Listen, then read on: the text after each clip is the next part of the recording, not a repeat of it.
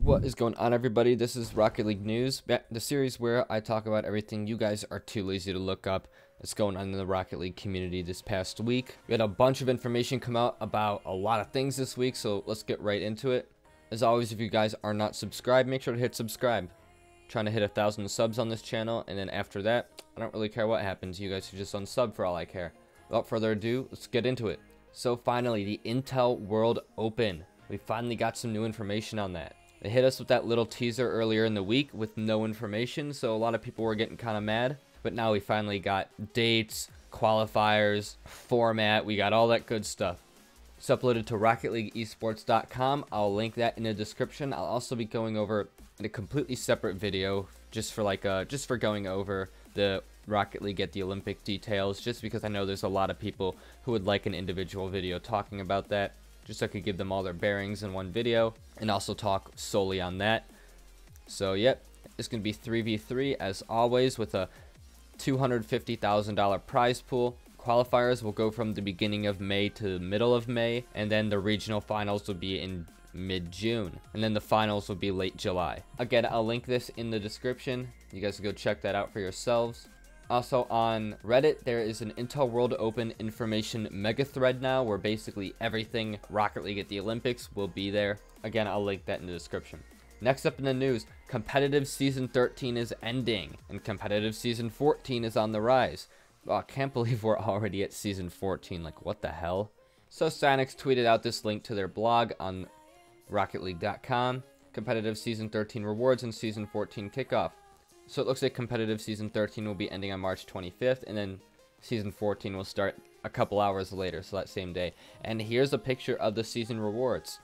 I'm going to make a video talking about what I think, but spoiler alert, I'm very disappointed again with the season rewards. They really don't... This is like the third or fourth time they've given out wheels, and these are probably the worst looking ones. You know, the internet likes to make memes. A funny meme that's been coming out of this is like, notice how the bronze and silver wheels don't rotate, and then the platinum gold ones barely rotate. It's because they don't know how to rotate at those ranks. That's been the joke hovering around, and I fucking love it. I mean, I don't know, it makes sense. So yeah, again, I'll link you guys to Sanix's blog post in the description. You guys can go check out just the very little information we have on season 14, and stay tuned for a video coming out on an update video just talking about the new season and basically what I think Sanix needs to fix for this upcoming season that they actually messed up in season 13. And one thing I did want to throw out there before we get into matches to look out for in RLCS, for the Intel World Open, since it's an international event being hosted by Intel, Sanix does have some licensed media cars in the game. They have like Batman, they have Superman, they have a lot of stuff, Rick and Morty. Intel has come out and said that you're not going to be allowed to use any of those cars in the Intel World Open, which means Cookser97 will not be allowed to use the Batmobile. Now, I'm not completely sure on all the legal stuff that goes into that, but all I know is that there'd be some legal issues with that, with representing some other licensed media, so that's just not going to be allowed. Just thought I'd throw that out there to you guys, in case anyone was wondering why Cookser is not in his beloved Batmobile. And those are the two big stories for the week. Not many stories, but two very big ones, stuff that I felt like I really needed to get out there. And now, as always, we're going to end it off with what Rocket League matches should you look out for this upcoming RLCS League play week 4. Again, this is for those people who may be a little new to the Rocket League scene, don't know who to look out for, what matches are going to be good. So let's go over that right now. So the week 4 matches. So we have NRG versus Rogue. That's just going to be a good match because NRG, one of the best teams in the world right now, easily top 3. Always fun to watch the best of the best teams, so that's going to be a good match. Then Ghost Gaming versus Sonic. Now that could be the battle for 4th place. This is going to be a very huge match. If Sonic can beat Ghost, they could easily be that 4th place spot in North America. But if Ghost could beat Sonic, it could show that they're still better than this team that's on the rise. It's Shock and Atomic are both playing very well. Just gonna be a good match to watch. And then Cloud9 versus G2. Now, obviously, Cloud9 has not been playing well at all this season. However, they still are a household name in esports.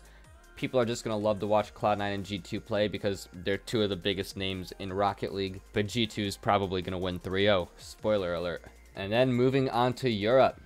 Now, not too many very good matches that I wanna highlight. Just a couple. So Reciprocity versus Barcelona. This could easily be a fight for a top 2 spot right here, which whoever wins, for Barcelona or Reciprocity, I'll believe might get one of those top 2 spots. And then Dignitas versus Maus. Again, another fight for a top 2 spot right here. I think Dignitas will end up taking it, although I already covered this in my predictions video, and I think Dignitas will be in that number 1 or 2 spot at the end of the season. But again, those are the 2 really good matches to look out for. 2 really good teams going up against each other in Europe. And that is about everything. So yeah, managed to keep this video pretty short today. Didn't want to take up too much of your time. Wanted to get right through everything. If you do want to hear an in-depth discussion about the Intel World Open / Rocket League at the Olympics, or Rocket League Season 14, the new update coming out, then wait for another video. Should be coming out either this weekend or early next week. Just depends, because I have a lot of videos scheduled to go up already. So what I'm going to do is I'm going to push a couple days back and squeeze a video in there, because these are pretty important. Got to get these out to talk about them. So yeah, watch out for that. They're going to be some good ones. And thank you guys for watching. Subscribe if you're new to the channel for more Rocket League news, and I'll see you guys later. Peace.